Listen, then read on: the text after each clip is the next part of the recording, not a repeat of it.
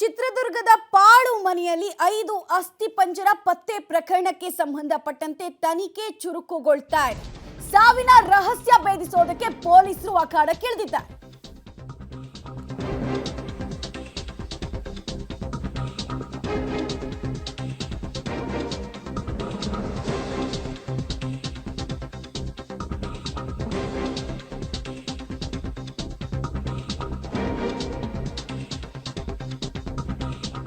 ನಿವೃತ್ತ ಇಂಜಿನಿಯರ್ ಕುಟುಂಬಸ್ಥರ ಸಾವಿನ ಬಗ್ಗೆ 108 ಅನುಮಾನ ಸದ್ಯಕ್ಕೆ ವ್ಯಕ್ತ ಆಗ್ತಾ ಇದೆ. ತೀರಾ ಡೌಟ್ಫುಲ್ ಇದೆ ಇಡೀ ಕೇಸು.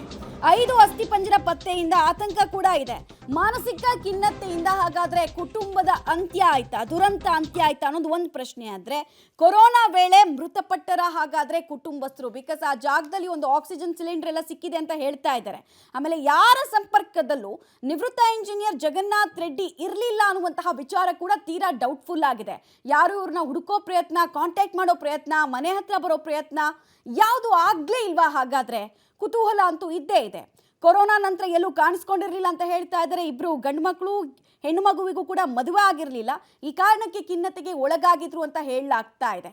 ಈ ಮನೆಯಲ್ಲಿ ಸಿಕ್ಕಿರುವಂತಹ 5 ಅಸ್ಥಿ ಪಂಜರ, ಸಾವಿನ ಜೊತೆಗೆ ಸಮಾಧಿಯಾಗಿರುವಂತಹ ಅನೇಕ ಸತ್ಯಗಳು ಹೊರ ಬರ್ತಾವ. ಸಾವು ಎಷ್ಟೊತ್ತಿಗಾಯ್ತು, ಯಾವ ಕಾರಣಕ್ಕಾಯ್ತು, ಇದರಲ್ಲಿ ಎಷ್ಟು ಜನರದ್ದು ಕೊಲೆ, ಎಷ್ಟು ಜನರದ್ದು ಸೂಸೈಡ್, ಇದೆಲ್ಲವನ್ನ ಭೇದಿಸೋದಕ್ಕೆ ಆಗತ್ತಾ ಈ ಕ್ಷಣಕ್ಕೆ ಅನ್ನೋದು ಕೂಡ ಈಗ ಕುತೂಹಲ ಆಗ್ತಾ ಇದೆ. ಮದುವೆ ಆಗದೆ ಇರೋದ್ರಿಂದ ನೊಂದು ಇಡೀ ಕುಟುಂಬ ದುರಂತ ಅಂತ್ಯವನ್ನ ಕಾಣ್ತು ಅಂತ ಕೆಲವರು ಹೇಳ್ತಾ ಇದ್ದಾರೆ. ಇದು ಎಷ್ಟರ ಮಟ್ಟಿಗೆ ನಿಜ, ಅಥವಾ ಬೇರೆ ರೀತಿಯಾದಂತಹ ಆರೋಗ್ಯ ಸಮಸ್ಯೆಗಳು ಕುಟುಂಬವನ್ನ ಬಾಧಿಸ್ತಾ ಇತ್ತಾ?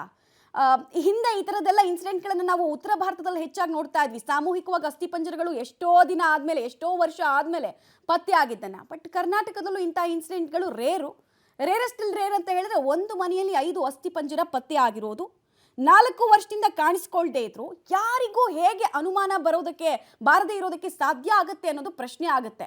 ಬಿಕಾಸ್ ಒಂದಿನ 2 ದಿನ ಇಲ್ಲಿ ವಾಟ್ಸಪ್ಪಲ್ಲಿ ಸ್ಟೇಟಸ್ ಹಾಕ್ಲಿಲ್ಲ ಅಂದ್ರೆ ಬಹಳ ಜನ ಅನ್ಕೊಳ್ತಾ ಇರ್ತಾರೆ, ಇವರು ಇದ್ದಾರಾ, ಎಲ್ಲಿ ಹೋದ್ರು, ಏನಾಯ್ತು ಅಂತ ತಿಳ್ಕೊಳ್ಳೋ ಪ್ರಯತ್ನ ಮಾಡ್ತಾರೆ. ಅಂಥದ್ರಲ್ಲಿ ಒಂದು ಫ್ಯಾಮಿಲಿ 5 ಜನ ಇದ್ದಾರೆ, ಹೆಣ್ಮಗು ಇದ್ದಾರೆ, ಜೊತೆಗೆ ಗಂಡ್ಮಕ್ಳು ಕೂಡ ಇದ್ರು, ಅವ್ರಿಗೆ ಮದುವೆ ಆಗಿರಲಿಲ್ಲ, ವಯಸ್ಕರು ಅನ್ನೋದು ಕೂಡ ಗೊತ್ತಾಗ್ತಾ ಇದೆ.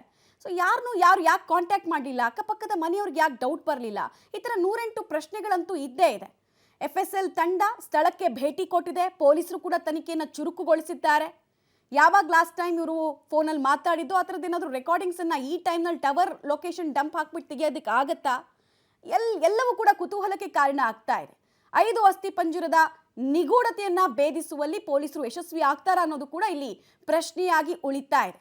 5 ಜನ ಅಂತೂ ಆ ಮನೆಯಲ್ಲಿ ಸಮಾಧಿಯಾಗಿದ್ದಾರೆ. ಬಟ್ ಅವರ ಜೊತೆಗೆ ಅನೇಕ ಸತ್ಯಗಳು ಕೂಡ ಸಮಾಧಿಯಾಗಿದೆಯಲ್ಲ, ಅದನ್ನು ಹೊರ ತೆಗಿಬೇಕಾಗಿದೆ. ಬಿಕಾಸ್ ಸಾವಿಗೆ ಕಾರಣ ಏನು, ಯಾರು, ಕೊಲೆನಾ, ಆತ್ಮಹತ್ಯೆನಾ?